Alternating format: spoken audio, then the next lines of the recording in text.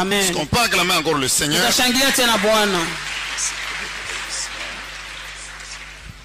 Amen. Nous continuons avec le témoignage. Aujourd'hui, nous allons parler sur le catch. Amen, amen. Amen. Mais avant cela, lisons la parole de Dieu. Job chapitre 20. Nous prenons le verset 15 et le verset 18. Et nous prenons aussi l'évangile selon Jean, le chapitre 11, du 32e jusqu'au 35e verset. Job 20, verset 15, nous lisons au nom de Jésus. Il a englouti de richesses, il les vomira. Dieu le chassera de son ventre. Verset 18. Il rendra ce qu'il a gagné et n'en profitera plus. Il restituera tout ce qu'il a pris et n'en jouira plus. Jean chapitre 11, verset Jean chapitre 11, 32 à 35.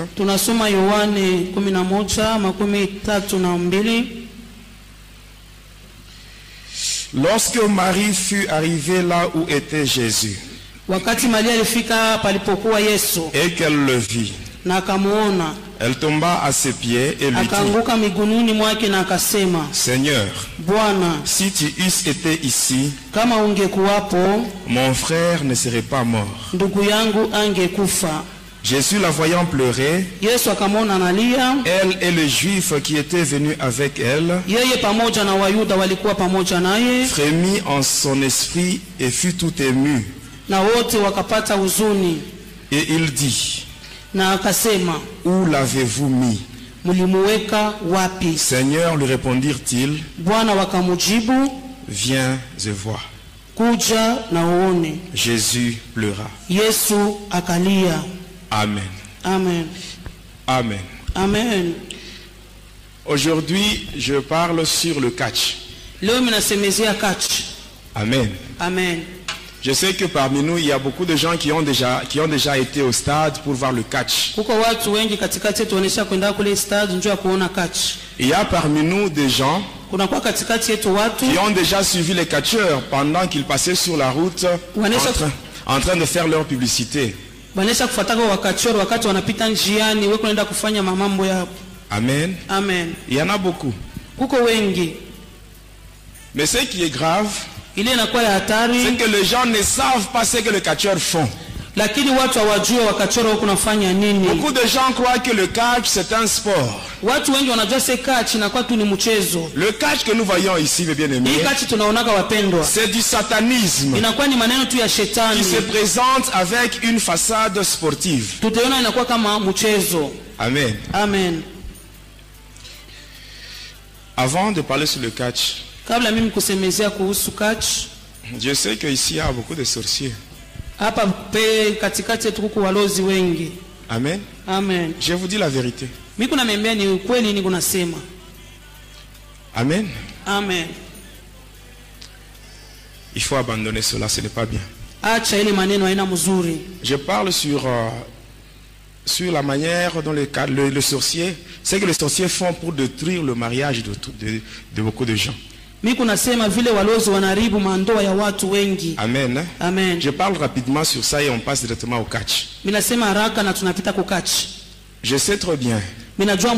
Ici, il n'y a personne qui peut lever son doigt pour dire qu'il n'a jamais demandé de l'eau à boire chez autrui. Amen. Amen. Qu'est-ce qui se passe?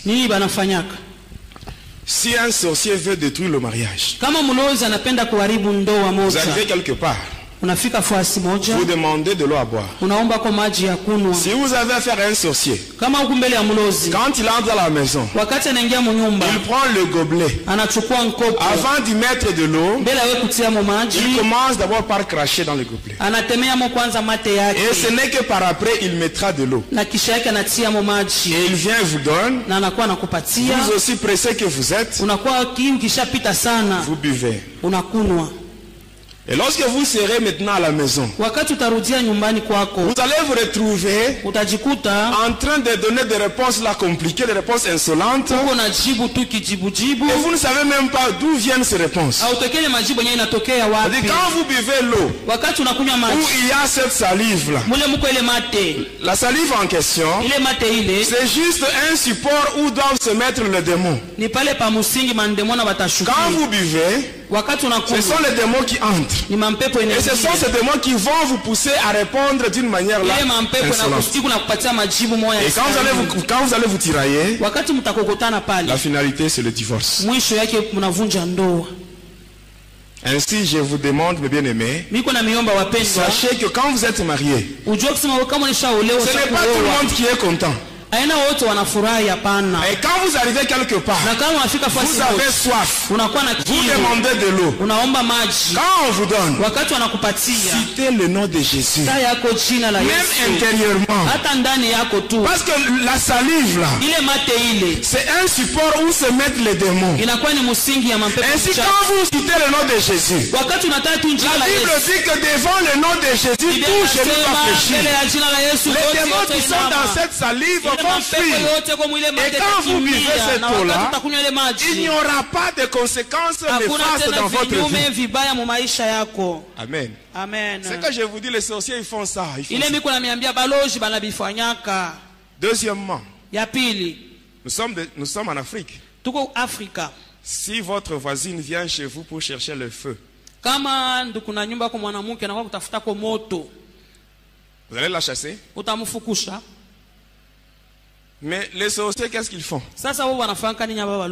Il arrive chez vous. Dans sa main, il y a une poudre. On appelle ça la poudre d'aspergesmen. Et cette poudre-là, elle est invisible aux yeux charnels. Le sorcier ou la sorcière prend le feu. Mais en prenant le feu, elle ouvre la main.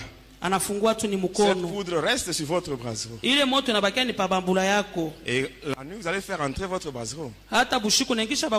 Et là, les démons vont maintenant se répandre, se propager dans la maison. Ce sont ces démons qui vont vous pousser maintenant à vous tirailler. Vous allez vous retrouver en train de vous disputer. Amen. La finalité, divorce.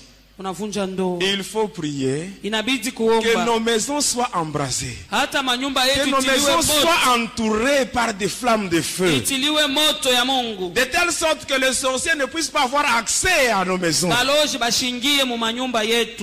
Amen. Amen. Ça, ce sont des choses qui se font. Passons rapidement au catch. Amen. Amen. Hier, nous avons fait la pêche. Mais aujourd'hui, nous allons pousser les sorciers à vomir. Ils vont vomir. Tout ce qu'ils ont avalé, ils vont vomir, mes bien-aimés. Hier, nous avons dit que les sorciers la nuit, ils utilisent le ventre des enfants de Dieu comme tam-tam. Et nous savons aussi que notre Dieu, il exerce nos mains au combat. Ainsi, avec nos mains, aujourd'hui, les ventres des sorciers seront aussi nos tam-tams. Nous allons frapper et ils auront la nausée. Lorsqu'ils auront la nausée, ils vont vomir tout ce qu'ils ont avalé. Ils vont tout vomir. Toi qui m'écoutes, laisse-moi te dire une chose. C'est lui qui a mis un blocage à ta vie. Lui-même, il va enlever enlevé ce blocage aujourd'hui au nom de Jésus. Quand Jésus est arrivé au sépulcre de Lazare, il a dit ôtez la pierre. Les mêmes personnes qui avaient placé la pierre, ce sont ces mêmes personnes-là qui avaient enlevé la pierre. Je t'assure aujourd'hui, celui qui a mis une pierre à ta vie, celui qui a mis une pierre à ta bénédiction, au nom de Jésus, il va l'enlever aujourd'hui. Amen. Jésus-Christ, l'homme de cas grave. Moi je l'appelle l'homme de cas grave. Si je vois ce que Jésus a fait dans ma vie, oh Jésus, l'homme de cas grave, celui qui n'a jamais échoué, mais bien-aimé tel que j'étais, j'étais entré dans 23 églises pour chercher la délivrance. Et on m'avait chassé. On ne voulait plus de moi. J'étais allé dans ma famille. J'ai dit la vérité à mes parents ainsi que mes frères et sœurs. En disant la vérité. Comme le monde n'aime pas la vérité, on m'avait chassé. Et j'étais seul. Je ne savais pas quoi faire. Amen. C'est dans cet abandon, dans ce rejet, que je me suis croisé avec l'homme de cas grave. Et celui-là, il a transformé ma vie. Et bien aimé, il y a deux cas. Tu arrives quelque part, tu manques à manger. Tu peux demander, on peut t'aider. Tu peux demander, on peut t'aider. Amen. Mais si tu es par exemple stérile, tu vas voir ton père, tu dis papa, je n'ai pas d'enfant. Mais ton père, il aura la compassion, mais il ne peut rien faire pour toi. Ça c'est un cas qui est grave. Les cas graves, hein? Ce sont les cas où les humains ne peuvent pas intervenir. Il n'y a que Jésus, l'homme de cas grave, qui est capable d'intervenir et de donner la solution. Amen.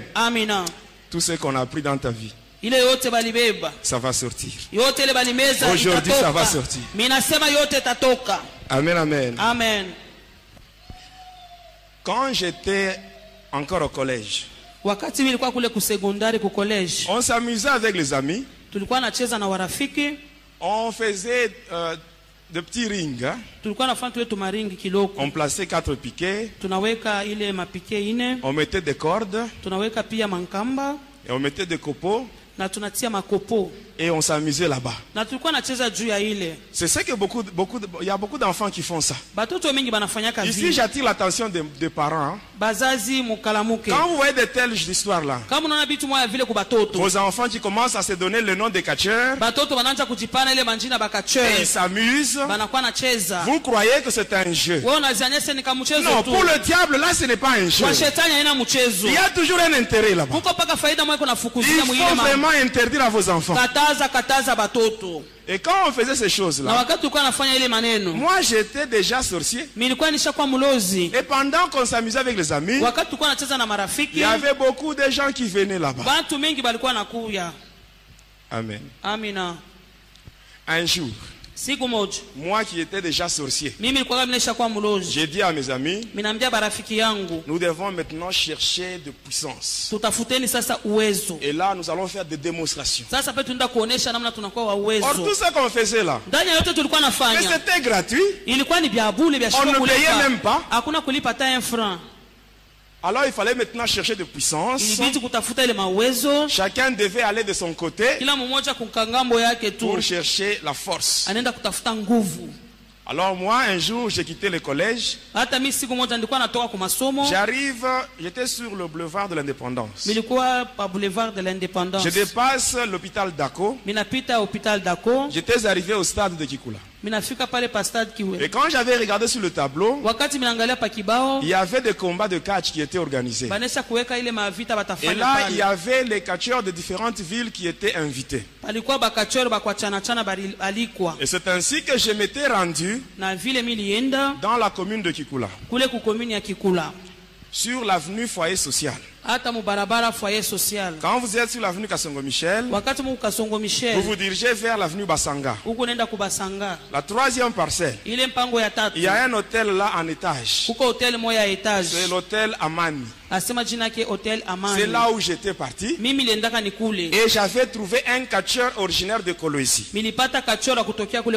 Quand j'étais arrivé là, j'avais causé avec lui. Et je lui avais même parlé sur le pourquoi de ma visite. Il se mettait à rire. Et par après il me dit ceci: d'abord paye-moi la bière.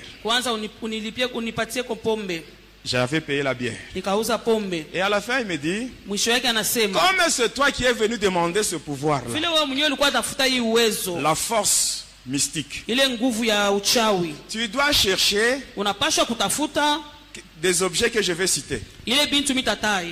Il m'avait cité ces objets-là et j'étais parti. Le lendemain matin, j'étais au marché. Et là, j'avais acheté deux bougies blanches, deux tiges de chulai, des désodorisants.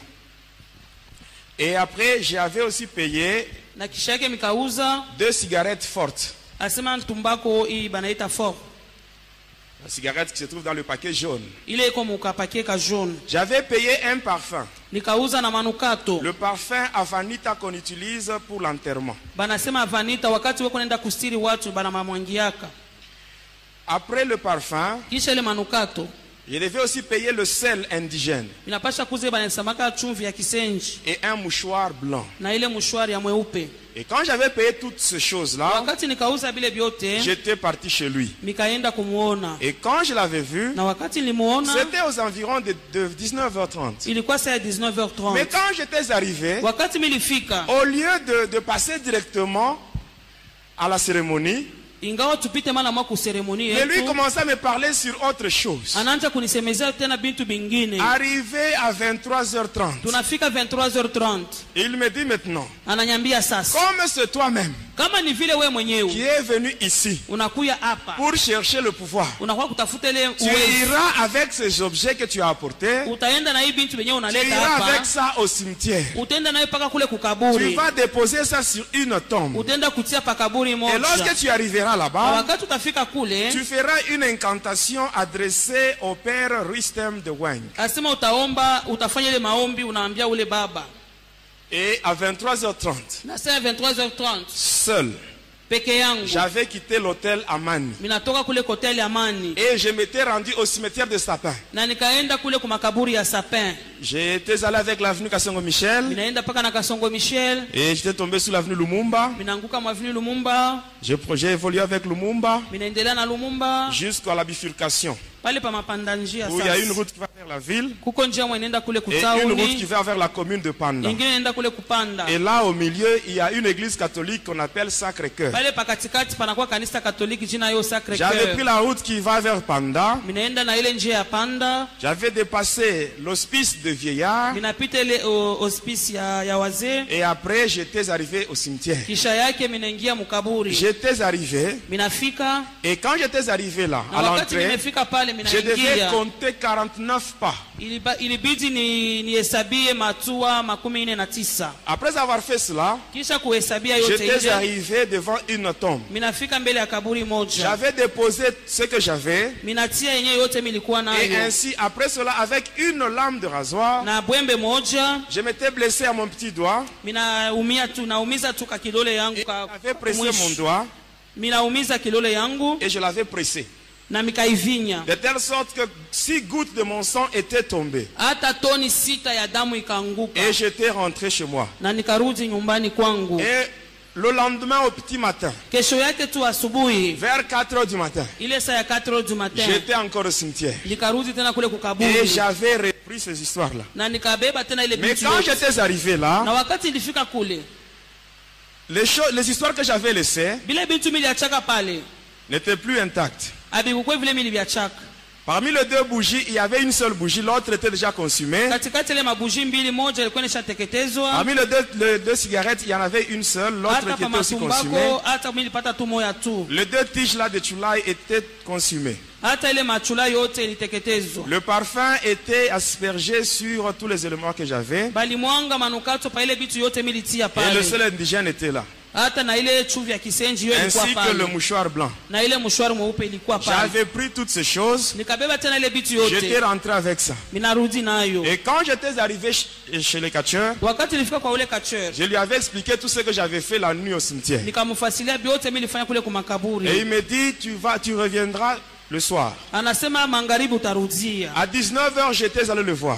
Nous étions dans sa chambre. Et il m'avait dit ceci. Ce qui va se faire aujourd'hui, c'est une cérémonie qu'on appelle le Yarga.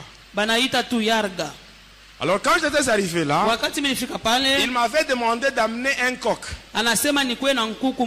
Et j'avais apporté ça. Et quand j'étais là, il m'avait donné une bouteille remplie de bière.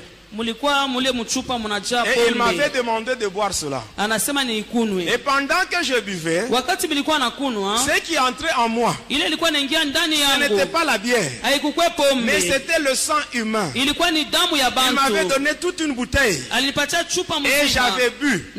J'avais tout terminé. Et par après il me dit, tu vas couper la tête du coq avec tes dents.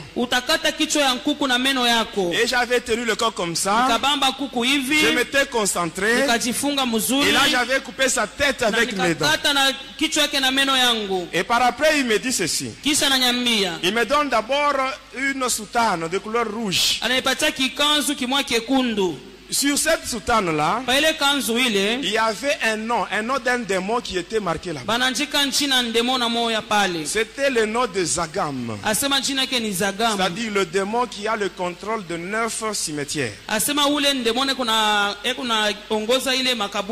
Il m'avait dit ceci.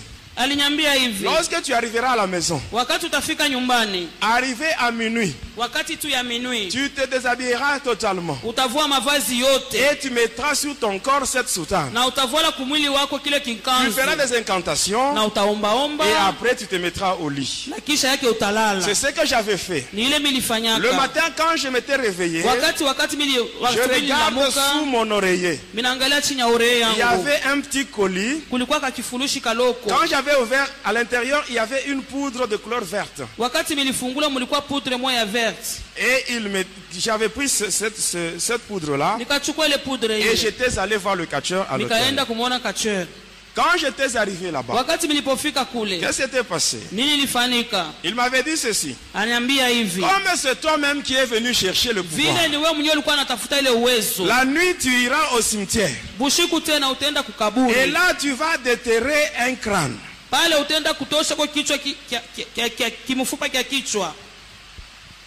Et la nuit, j'étais allé avec une pioche. Pioche. J'étais allé avec une pioche. J'avais pris la route qui va vers Kolwezi. Je m'étais arrêté à un cimetière, le cimetière de Katuzembe. J'avais mon petit sac. J'étais entré au cimetière. J'étais arrivé devant une tombe. Aux environs de minuit. Et là je m'étais mis à creuser. Et là j'avais enlevé le crâne. J'avais mis ça dans mon sac. J'étais rentré. J'étais allé présenter cela au catcheur. Quand je lui avais remis cela, qu'est-ce qu'il m'avait dit par après? Il m'avait dit ceci. Maintenant la poudre que tu as eue, tu vas prendre de l'argent. Tu vas prendre cette poudre et tu vas asperger sur l'argent. Et cet argent-là, tu iras jeter ça en route. À deux endroits différents. J'étais allé et j'avais placé ça. Après avoir fait cela, Un jour plus tard, j'étais allé chez le catcheur. Et quand je l'avais trouvé, qu'est-ce qui s'était passé? Le crâne que je lui avais laissé était rempli du sang. Le sang là, c'était le sang de deux personnes qui avaient ramassé l'argent que j'avais jeté en route. Faites attention mes bien-aimés. Amen. Il y a certaines personnes, quand elles arrivent sur la route, elles voient l'argent, elles regardent à gauche et à droite, il n'y a personne, elles ramassent, elles mettent dans la poche. Faites très attention. Vous risquez de vendre votre vie à 100 francs. Et quand le crâne était rempli du sang, il m'avait remis cela. Il m'a dit, bois ça. Et j'avais bu le sang qui était dans ce crâne. J'avais bu cela. Et il me dit encore ceci. L'autre partie de la poudre qui est restée, tu vas asperger ça sur une rivière. Tu chercheras une rivière qui est beaucoup fréquentée. Et là, je m'étais rendu au quartier Nkolomoni, sur la rivière Pola. Il y avait beaucoup de jeunes gens qui allaient se baigner là-bas. Il y avait aussi beaucoup de mamans qui allaient faire la lessive là-bas. Et qu'est-ce qu'il m'avait dit? Lorsque tu mettras la poudre, ce sont les esprits. Ce sont les esprits. Maintenant, les gens qui se baignent là-bas, automatiquement, ils seront en contact avec les démons. Les gens qui font la lessive là-bas, leurs habits seront aussi affectés des démons. Et ainsi, les gens qui porteront ces habits, ils vont souffrir. Et pendant que eux seront dans la souffrance, toi, tu auras le succès. Et ce qu'il m'avait dit. Et j'avais mis cette poudre là-bas. Et 2 jours plus tard, il y avait 2 garçons qui étaient morts là. Et quand j'étais rentré chez lui, il m'avait dit ceci. Tu iras toujours à la rivière. Quand tu seras là-bas, tu invoqueras le démon Zagam. Et lorsque tu verras maintenant un tourbillon sur la rivière, tu seras obligé de descendre dans la rivière juste à l'endroit où il y a ce tourbillon. Et ainsi, lorsque tu seras dans le tourbillon, il y aura une créature qui apparaîtra. Dès que tu verras cela, tu fermeras les yeux. Et c'est ce qui s'était passé. À minuit, j'étais allé là-bas, je m'étais concentré, j'avais fait des incantations, il y avait un vent violent qui commençait à souffler, et par après c'était un grand tourbillon que je voyais sur la rivière. J'étais descendu dans l'eau, j'étais entré dans le tourbillon, et par après, pendant que j'étais concentré, il y avait quelque chose qui était sorti de l'eau. C'était un hippopotame. Et cet hippopotame-là avait 6 têtes.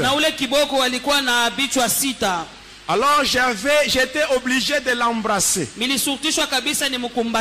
je l'avais embrassé. Et par après j'avais fermé les yeux. Quand j'avais fermé les yeux, 5 minutes plus tard, j'avais ouvert les yeux. L'hippopotame n'était plus là. Il était entré en moi. Et quand j'étais sorti de l'eau, j'étais devenu très lourd. Et la nuit, donc le lendemain, j'étais parti chez le catcheur. Et qu'est-ce qu'il m'avait dit? Aujourd'hui, nous allons conclure.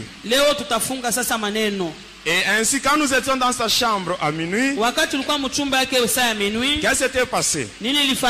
Dans sa chambre, il y avait un brasero. Et il y avait le feu. Il avait ouvert son sac. De là, il avait tiré un ossement humain. Il l'avait placé sur le feu. Il prend un petit couteau. Quand l'os était sur le feu, il commençait à changer de coloration. Quand il était noir, il avait pris maintenant le sel indigène. Il avait ouvert ses colis. Avec son petit couteau, il frottait maintenant l'os. C'était un ossement humain. Et pendant qu'il frottait, il y a une poudre là qui sortait de l'os. Et la poudre tombait dans le colis où il y avait le sel. Et par après, il avait mélangé et il me donne. Il dit, tu dois sucer et avaler. J'avais obéi. J'avais tout terminé. Et après, il ouvre encore son sac. Et là, il soutire une peau de jaguar. Il avait mis ça par terre. Il prend le mouchoir que j'avais récupéré au cimetière. Il avait mis au-dessus. Et là, il me demande d'enlever mes souliers ainsi que la chemise que je portais. J'avais enlevé ça. Je m'étais retrouvé pieds nus et torse nu. Et il m'avait demandé maintenant de me mettre au-dessus du mouchoir. Et quand j'étais au-dessus, il avait pris la bougie que j'avais récupérée au cimetière. Il l'avait placée devant moi. Et après avoir prononcé quelques paroles, la bougie s'était allumée d'elle-même. Et par après, il prend la cigarette qui était restée au cimetière.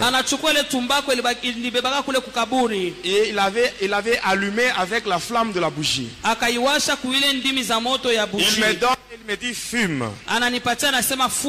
Et je ne devais pas fumer d'une manière ordinaire. Je devais fumer en introduisant la cigarette dans une narine et boucher l'autre. Et faire sortir la fumée par la bouche. Et c'est ce que j'avais fait. Et juste quand j'avais terminé, j'ai commencé à trembler. Je sentais une forte chaleur m'envahir. Et par après, je sentais comme si derrière moi il y avait encore quelqu'un. Et je sentais qu'il y avait quelqu'un qui venait derrière moi. Et cette personne qui venait derrière moi m'avait embrassé par derrière. Et il était entré en moi. Et pendant ce moment, le catcheur, lui, il était devant moi. Dans sa chambre là, il y avait un morceau de bois. Il a pris ce morceau de bois. Il a commencé à me frapper avec ça. Et pendant qu'il me frappait, moi je sentais comme s'il était en train de me gratter. Et par après, même le morceau de bois s'était même brisé. Et après, il avait pris la position de combat. Position de combat. Il m'avait donné 4 coups de machette dans la poitrine. Quand on parle de coups de machette dans le catch, c'est cette partie, l'avant-bras. On frappe au niveau de la poitrine, c'est ce qu'on appelle coup de machette. Il m'avait frappé à 4 reprises. Et quand il m'avait frappé, je sentais que lui aussi il était en train de me gratter. Je n'avais même pas bougé. Je le regardais. Et là, le catcheur commençait à trembler. Il me regarde. Il dit, en tout cas, toi, tu es une grande personne. Et par après, il me donne le savon. Le savon luxe. On sait le savon luxe. Quand vous regardez bien ce savon là, vous voyez une image d'une dame là. Vous avez déjà vu ça? C'est une dame du monde de ténèbres. Son nom c'est Madame Sophie.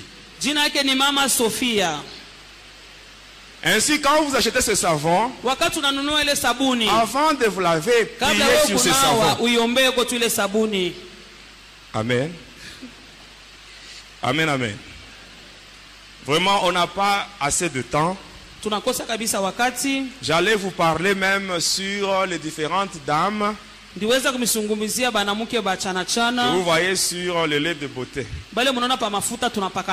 Diprozone, Rico, Johanna. Je crois la semaine prochaine, je vais vous expliquer. Je vais vous parler sur tout ça. Même sur le maquillage. Hein? Rouge à lèvres, mauve, la couleur violette. Là. Je vous parlerai sur les démons qui agissent dans ces histoires. Amen. Est-ce qu'on peut continuer? On peut continuer. Amen. Alors il m'avait donné ce savon. Et qu'est-ce qu'il m'avait dit? Lorsque j'avais le savon, dans un coin de sa chambre, il y avait un vase où à l'intérieur il y avait de l'eau avec certaines racines. Et là il m'a demandé d'aller me laver là-bas. Quand je m'étais lavé, il m'a dit garde la mousse de savon dans ta tête, dans tes cheveux. N'enlève pas la mousse. Et il m'avait demandé de venir me mettre à côté de lui sur le lit. Et qu'est-ce qu'il m'avait dit? Tu dois enlever la mousse là de savon lorsque le coq va chanter pour la première fois. Mais si tu dors et que le coq chante pendant que toi tu es dans le sommeil, sache que tu mourras dans ton sommeil. Et ce jour-là, mes bien-aimés, j'étais allongé sur le lit à côté du catcheur avec les yeux ouverts. Amen. Vous savez, les satanistes, hein? Je dis souvent qu'ils sont sérieux. Quand on leur dit ceci, ils obéissent. Quand Lucifer nous dit ceci, nous aurons une réunion au fond de l'océan Atlantique à 1h du matin. Vous, déjà à minuit, vous êtes déjà là. Vous êtes déjà là. Parce que si vous arrivez à 1h, même 1h, 1 minute, automatiquement le diable vous tue. Ah, mais chez les enfants de Dieu, ce n'est pas ça. Si on leur donne un ordre, si le berger leur donne un ordre, ce n'est pas tout le monde qui obéit. Ce n'est pas tout le monde qui obéit. Mais bien-aimés dans les Seigneurs, mais bien-aimés dans les Seigneurs, la Bible nous dit ceci. Dans 1 Samuel 15, 22, la Bible nous dit l'obéissance vaut mieux que le sacrifice. Et là, moi, j'avais obéi. Et vers 3h du matin, quand le coq avait chanté, 3h du matin, je m'étais réveillé rapidement. Et là, j'étais allé dans le vase. Et je m'étais lavé, j'avais tout enlevé. Et j'étais rentré sur le lit. Vers le petit matin, le catcheur me réveille. Vers 5h, il me dit prends maintenant le vase avec tout son contenu. Va verser le contenu du vase sur la route. J'étais sorti. J'arrive au croisement des avenues Kassongo Michel et Foyer Social. À côté, il y a un centre de santé. Et c'est là où j'avais déversé les contenus du vase. J'étais rentré. Et vers 7h, il me dit dans quelques minutes, nous verrons si tu as réussi. Amen. Amen. Quelques minutes plus tard, je sens comme si on m'avait poignardé au niveau du ventre. Je sens quelque chose là qui commence à circuler dans mon corps. Je vois la chose monter au niveau de la poitrine et ça descend même dans la main. Quand c'était arrivé au niveau de l'avant-bras, j'avais vu que c'était un gros clou qui était dans mon corps. Et il me dit ceci: le clou que tu vois, c'est ça le pouvoir de Tarzan moteur. Et cela fonctionne avec l'esprit de la première personne qui a piétiné sur ce que tu as déversé sur la route. Il y a beaucoup de gens qui disent: non, moi pour me tuer, il faut que la personne qui cherchera à me tuer, que cette personne soit de ma famille. Mais bien aimé, détrompez-vous. La personne qui avait piétiné sur ce que j'avais déversé sur la route, est-ce que cette personne était de ma famille? Elle n'était pas de ma famille, mes bien-aimés. Elle n'était pas de ma famille. Mes bien-aimés, apprenez à commencer votre journée avec le Seigneur Jésus. Parce que pendant la nuit, pendant que vous dormez, les sorciers, les satanistes, le magicien, ils ne font que multiplier de pièges. Et aujourd'hui, nous voyons beaucoup de gens qui font des slogans. Il arrive quelque part, il se rend compte qu'il a piétiné sur quelque chose. Il dit sans effet. Oh, mes bien-aimés, faites attention. Et sans effet, ce n'est pas un slogan. Si tu ne marches pas dans la crainte de Dieu, tu piétines sur des choses pareilles. Même si tu dis sans effet, je t'assure, il y aura des effets. Amen. C'est seulement si tu marches dans la crainte de Dieu que ce verset de la Bible est valable. C'est que Dieu dit lui-même dans Ésaïe 54, 17, il dit: toute arme qui sera forgée contre vous sera nulle et sans effet, et toute langue qui se lèvera en justice contre vous, vous la condamnerez. Tel est l'héritage des serviteurs de l'Éternel. C'est valable seulement pour ceux qui marchent dans la crainte de Dieu. Et si tu commences ta journée avec Jésus, ainsi Jésus va te précéder. Et quand il te précède, il va voir tout ce qu'on a placé comme piège. Lui, il va piétiner sur ça. Et toi, tu vas passer sur des choses mortes. Et cette fois-là, tu auras raison de dire, comme ce que Josué avait dit, que tout lieu que foulera la plante de mes pieds, le Seigneur me le donnera en possession. Amen, amen. Et j'étais sorti avec ce fétiche-là, avec ce pouvoir, avec la peau de jaguar. Aujourd'hui, je ne vais pas vous expliquer ce que j'ai fait. Amen. Parce qu'on n'a pas assez de temps. J'aimerais seulement vous parler sur les conséquences du catch. Et là, je cède le micro à Papa Zacharie pour la prière. Amen, amen. Suivez-moi bien. Je sais qu'il y a des catcheurs qui ont déjà témoigné. Amen. Mais ces catcheurs-là, ils n'étaient pas dans le mystère de l'air. Ils ne savaient pas comment les démons fonctionnent. Amen. Et ils faisaient seulement leur démonstration. Mais ils ne savent pas ce qu'ils faisaient sur les spectateurs. Sur les spectateurs. Amen, amen. Moi, j'étais un sataniste à côté de Lucifer. J'avais 406 démons qui étaient à mon service. Et je voyais les démons. Comment est-ce que Lucifer il était en train d'envoyer les démons dans ce monde. Qu'est-ce qui se passe? Premièrement, lorsque les catcheurs passent sur la route, ils sont en train de chanter. Ils font leur publicité. Et là, vous voyez beaucoup de gens qui suivent les catcheurs. Ils ne savent pas. Ils ne savent pas ce qui se fait. Pendant que les catcheurs passent sur la route, premièrement, si là il y a une femme enceinte, automatiquement cette grossesse va partir. Il y aura fausse couche. Deuxièmement, si quand il passe là, ils volent même la fécondité chez les jeunes filles.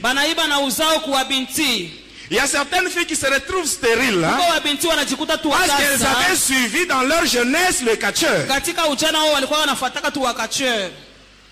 Et quand ils passent, ils prennent même la chance aux filles de se marier.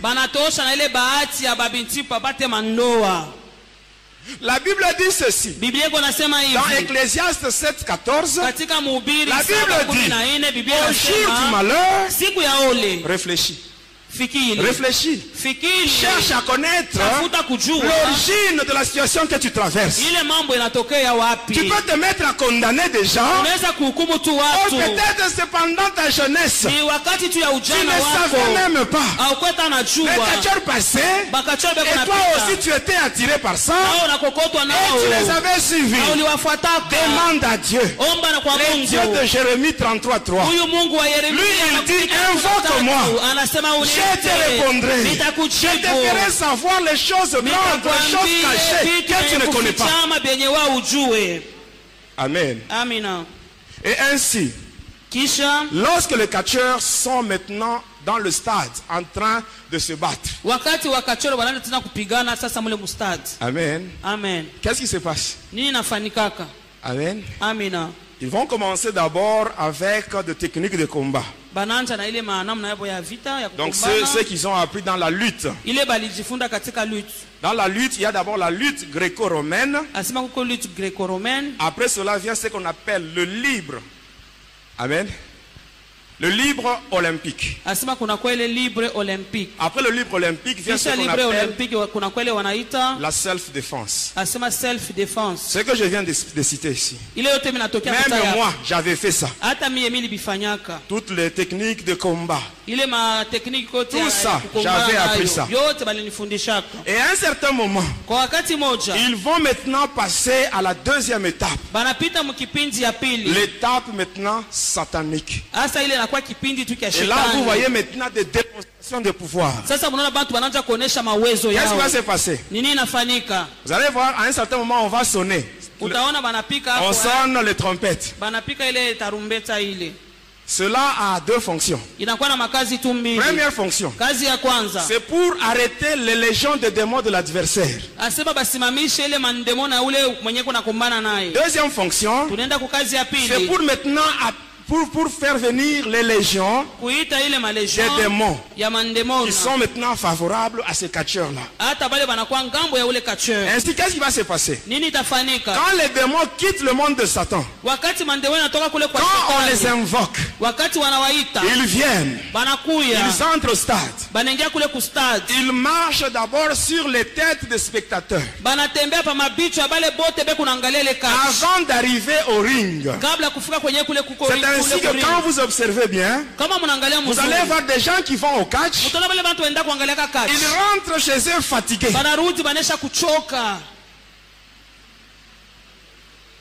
Amen. Je vous dis la vérité. Et quand les démons marchent sur les têtes, ils arrivent sur le ring.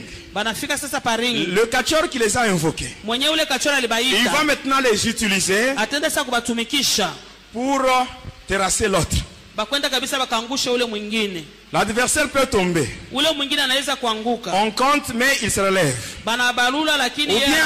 Ou bien il va commencer il aura tendance à tomber. À un certain moment, vous allez voir qu'il commence maintenant à résister. Et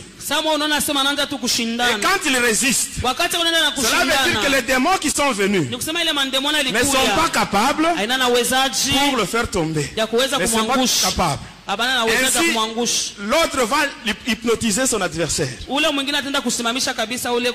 quand il hypnotise son adversaire, vous le voyez maintenant en train de faire des gestes. Les gens ne savent pas. Quand il fait ce geste-là, il prend les démons qui sont venus. Il